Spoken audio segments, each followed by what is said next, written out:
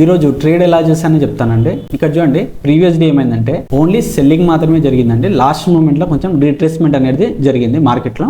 ఇక్కడ ఈ రెసిస్టెన్స్ ని బ్రేక్అవుట్ చేసి మళ్ళీ మార్కెట్ అనేది కిందికి వచ్చింది. కానీ ఇక్కడ బయ్యర్స్ అనే వాళ్ళు ఎక్కువ మంది స్టాప్ లాసెస్ అనేవి హిట్ కాలేకపోవచ్చు, వీళ్ళకు లాస్ అనేది కనిపించకపోవచ్చు. కానీ మార్కెట్ అనేది కొంచెం రీట్రేస్మెంట్ అయింది కాబట్టి ఇక్కడ నేను ఏం చేయాలనుకున్నాను అంటే, ఒకవేళ గ్యాప్ డౌన్ అనేది ఓపెన్ అయితే నేను బయింగ్ సైడ్ అనేది ట్రేడ్ అనేది తీసుకుందాం అనుకున్నాను. కానీ ఇక్కడ గ్యాప్ అప్ అనేది ఓపెన్ అయింది. ఓపెన్ కావడం వల్ల నాకు మార్కెట్ డైరెక్షన్ అనేది పీ సైడ్ అనేది కనిపించింది.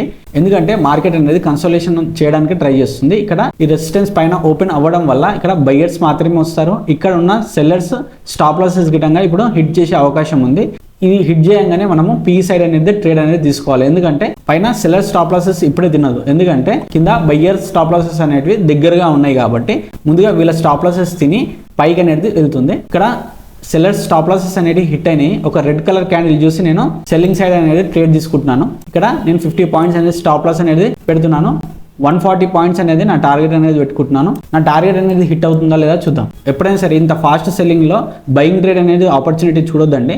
ఎందుకంటే ఈ క్యాండిల్స్ చూడండి, మీకు అర్థమవుతుంది. ఇక్కడ బిగ్ రెడ్ క్యాండిల్స్ అనేవి ఫామ్ అవుతున్నాయి కాబట్టి ఇప్పుడే మనము ఎంట్రీ అనేది బయింగ్ సైడ్ అనేది తీసుకోవద్దు ఎప్పుడైనా సరే. ఇక్కడ చూడండి, నా టార్గెట్ అనేది హిట్ అయిపోయింది. ఇక్కడ నుంచి మార్కెట్ అనేది రివర్స్ అయ్యే ఛాన్సెస్ ఉన్నాయండి. ఎందుకంటే వీళ్ళ స్టాప్ లాసెస్ అనేవి ఆల్మోస్ట్ తినేసింది మార్కెట్ అనేది. ఇక్కడికి వెళ్ళి మార్కెట్ అనేది రివర్స్ అయ్యే ఛాన్సెస్ ఉన్నాయి కాబట్టి నేను ఇక్కడ ఎగ్జిట్ అనేది చేశాను. ఇలాంటి చార్ట్ ట్రేడింగ్ కాన్సెప్ట్స్ గురించి లైక్ చేసి సబ్స్క్రైబ్ చేయండి.